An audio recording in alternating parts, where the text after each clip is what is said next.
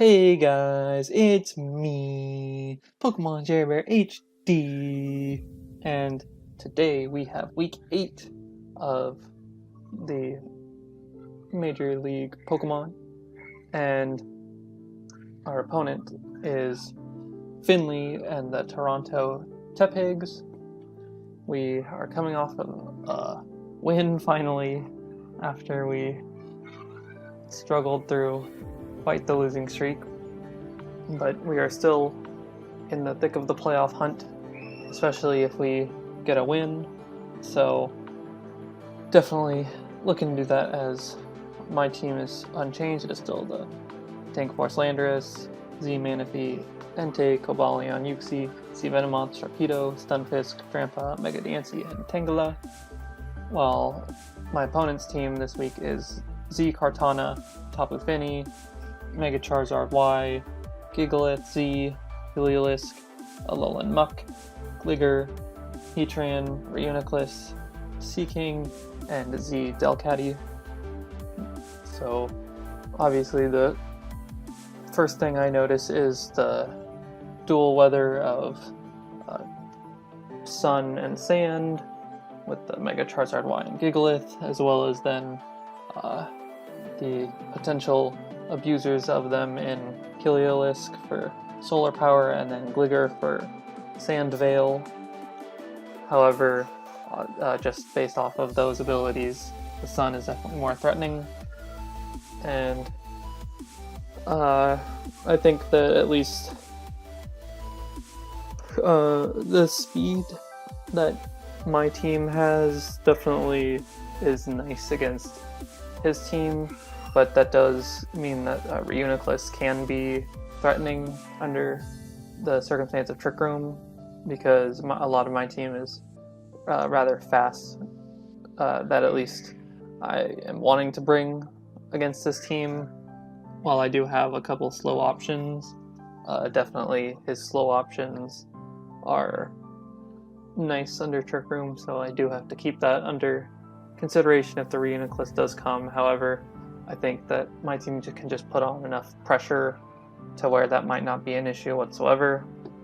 And so with that, I will get into the first member of the team, which is the Venomoth, which is running the Poisonium Z, Sludge Bomb, Bug Buzz, Hidden Power Ground, and Quiver Dance with the tinted lens, and enough speed to outspeed a max speed Tapu Fini.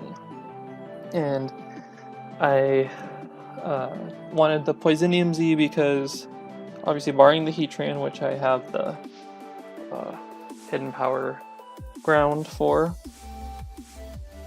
and the Kartana being obviously the other Steel type, but Bug Buzz does a million to that since it's so especially frail, that I figured that the Poison Z move would be better than the Bug Z move, mostly because of Charizard Y being that at +1, Acid Downpour would be better than the Savage Spinout, and otherwise there wasn't a whole lot of difference between what I get hit, and I think that maybe the Gligar, I always forget if ground resists poison, but I don't think it does, and I'm already forgetting now if bug, but whatever. I mean, usually Savage Spinout or the Acid Downpour, when not used against the Steel type, is fine. But yes, it's at +1, it destroys the team. Had to keep the Bug Buzz. Definitely will help with Reuniclus. And overall, I mean, just this coverage hits the team very hard. Next up, we have Choice Scarf Entei with an interesting EV spread and moveset being Sacred Fire, Stone Edge, Stomping Tantrum, and Hidden Power Ice, with the Naughty nature, with max attack investment, 88 in special attack, and then the rest into defense. I realized that I don't really care about his potential scarfers, in all honesty, because if I'm really thinking of what might be scarfed that would really threaten me, I'm thinking the Kartana is definitely the main scarf threat. And I mean, I can't outspeed a scarfed Heliolisk anyway. Finny, if it's scarfed, is a lot less threatening, so I don't really care. And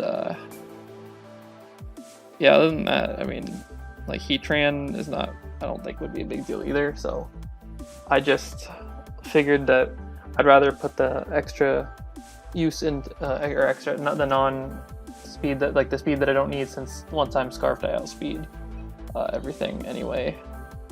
At least that's not scarfed, so I can just put that to good use in defense, especially for Kartana. And then in addition, the special attack investment lets me 2-hit KO Gligar with HP Ice if it's, you know, max HP, like max defense. So if it's not running, you know, special defense investment. Then next up, you'll see a somewhat similar spread in that Cobalion here also has the 88 special attack EVs for the exact same reason, being the Hidden Power Ice for Gligar, but then the speed outspeeds Charizard Y. However, since I'm running Hidden Power Ice, I'm not running Stone Edge. Instead, I have the Dual Stab, Close Combat, Iron Head, and then Swords Dance, but then with that Hidden Power Ice, as I already mentioned, and then Choppleberry to take on the Kartana a little bit better, since I resist its Dual Stab, and then I should be able to knock it out with a Close Combat. And the reason I'm not running Stone Edge, although I really wanted to, is because of the Gligar being an issue, but in addition, if I do get to +2, then I 2-hit KO Charizard anyway, so like if it's trying to switch in, maybe, you know, seeing if I don't have the Stone Edge, which if it switches in on an Iron Head or a Close Combat, then I can still 2-hit KO it with Close Combat after the Iron Head, or just another Close Combat if I Close Combat the first time, so not a big deal. And this, since it's decently bulky naturally, I should be able to hopefully Swords Dance and then get off some strong hits to help break. I know he has a lot of fast stuff, but the typing of Cobalion is just so nice against his team. Then next up we have Dank Force Lando, pretty standard set here with Earth Power, Sludge Wave, Hidden Power Ice, and Rock Slide, and the Life Orb. Enough speed to outspeed Charizard Y, pretty self-explanatory. Obviously the Earth Power hits a lot of things as well. Sludge Wave hits the Fairy in Finny, HP Ice for the Gligar, since I'm running a ton of HP Ice as it is, and then Rock Slide for Charizard. Then next up we have Mega Diancie, which is running 4 attacks, enough speed to outspeed Kartana. I don't know why the IVs I'm noticing are changed to not the full IVs, but I'll make sure that's adjusted for the game. But it's Moonblast, Diamond Storm, Earth Power, Hidden Power Fire, just covers the whole team, hits everything pretty well, outspeeds everything naturally, so Scarfers are the only thing that would outspeed it, so I can pretty much 2-hit KO most of his team with this coverage, so I don't really need any setup, and that's really nice.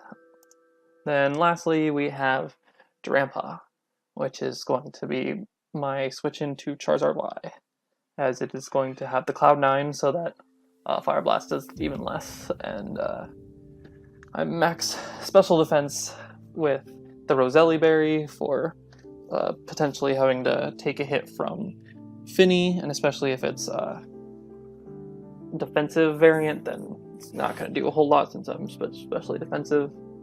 And I'm running Hyper Voice, Surf, Calm Mind, Roost. So Calm Mind, I think if I can set up a couple Calm Minds, this actually can, you know, just rip through the team.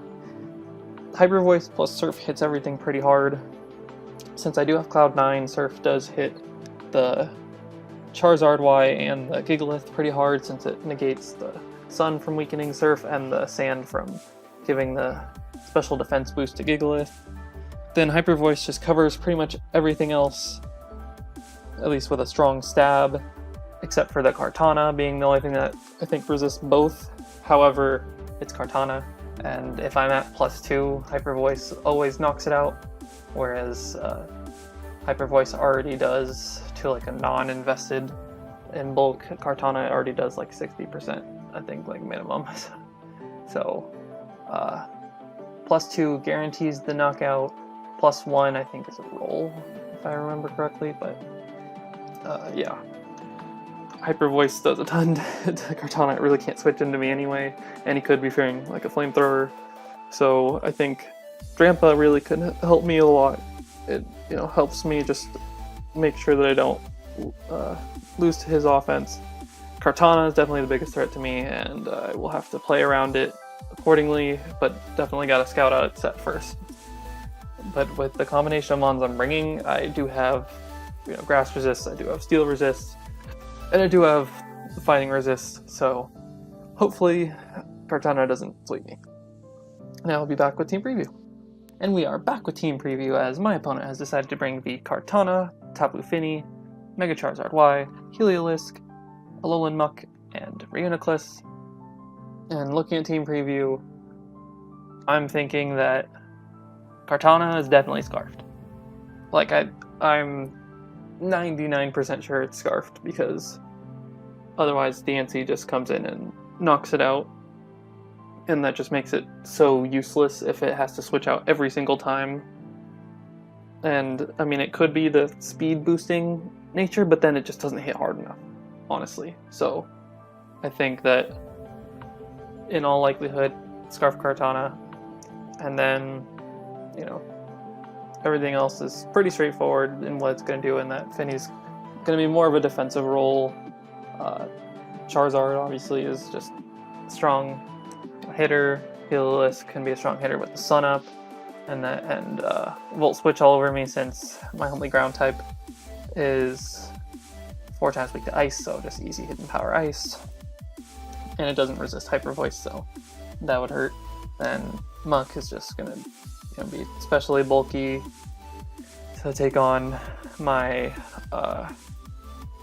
Venomoth and my DNC to an extent.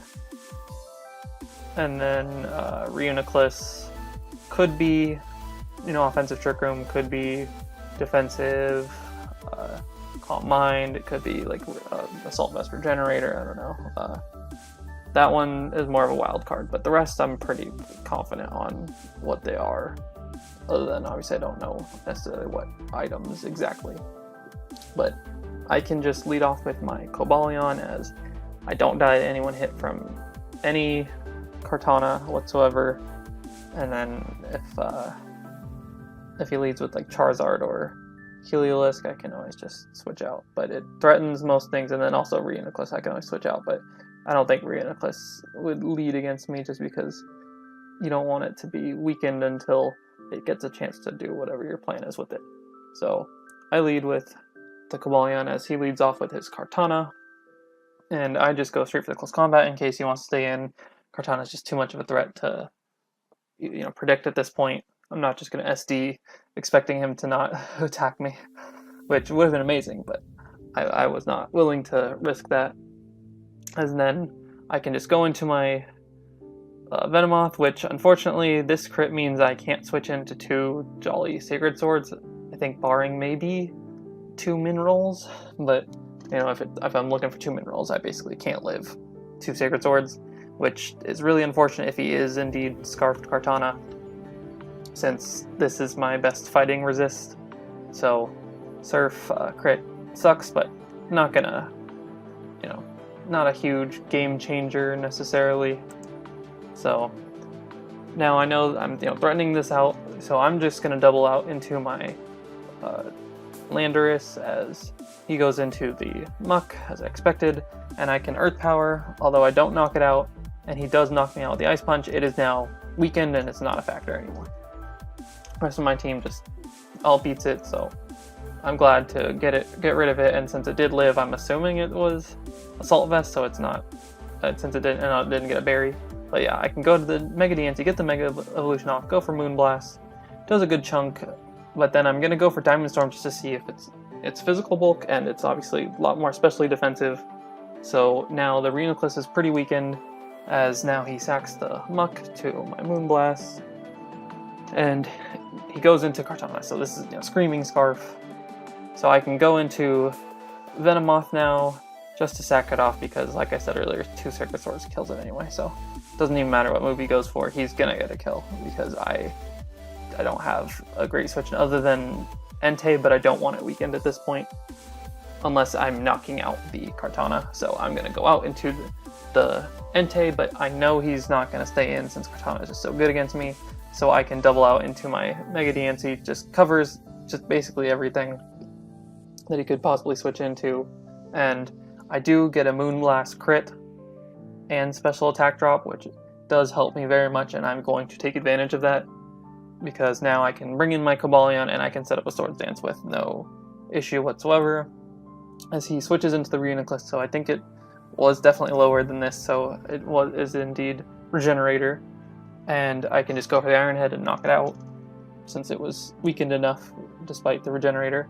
As he goes into Helios, goes for Volt Switch, and I went for Close Combat since he doesn't really have a great switch in, and we already saw regular Close Combat did a ton to Tapu Fini, so I knew Close Combat would 2-hit KO anything at this point, so I can just Iron Head the Mega Charizard Y as he gets up the Sun, which could help the Heliolisk out with Solar Power, but I go into my Drampa, which Cloud9 negates that Solar Power, so I do get in on that Volt Switch, but then that lets him get into Kartana, which he's, you know, can easily go for Sacred Sword here.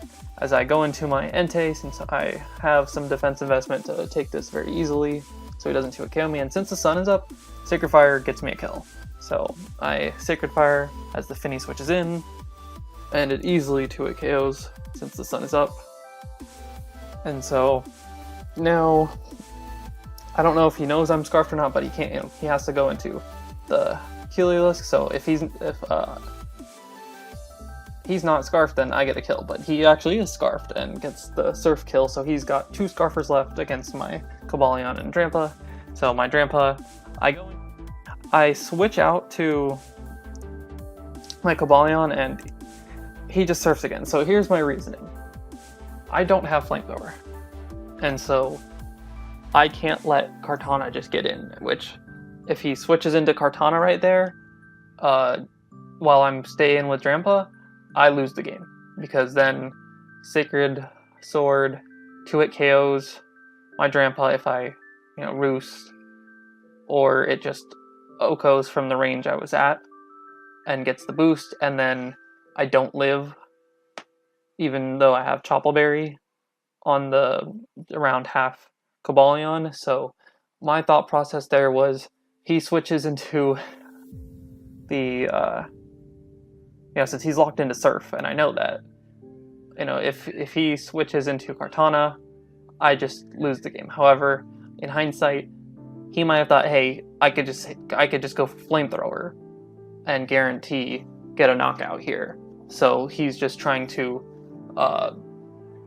wait out until my and make sure that my Drampa is in range of a Sacred Sword, because I don't know if he would necessarily know that I'm fully especially defensive, but max roll Sacred Sword on my spread is actually 95%, so Surf would do, you know, plenty enough to get me into that range. So unfortunately, since he just surfed as I doubled into the Cobalion, I lose my Cobalion to the next Surf, and now it's just Drampa versus the 2 Scarfers, and I go into the Drampa, and my only play is to Calm Mind up twice, and then Roost out of range of the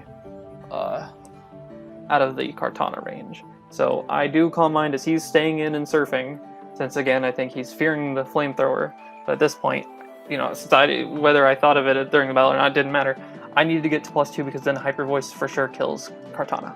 And I can then roost up, as Surf is now doing less than 5%, which is perfect because I'm at 96%. And so crit the healerless, but it doesn't matter. +2 Hyper Voice always knocks it out anyway. And now he goes for Sacred Sword, doesn't get the crit, so he doesn't kill it, and Hyper Voice knocks him out. So I do get the very narrow 1-0 win, and that's just great to get that win. We now are 5-3. We're in solid position, but definitely nowhere near a guaranteed playoff spot. So we do need to keep on winning and keep up the pressure on our other potential playoff contenders and divisional foes. So hopefully we can continue that next week, but thankfully we pulled this one out. And thank you for watching. Bye!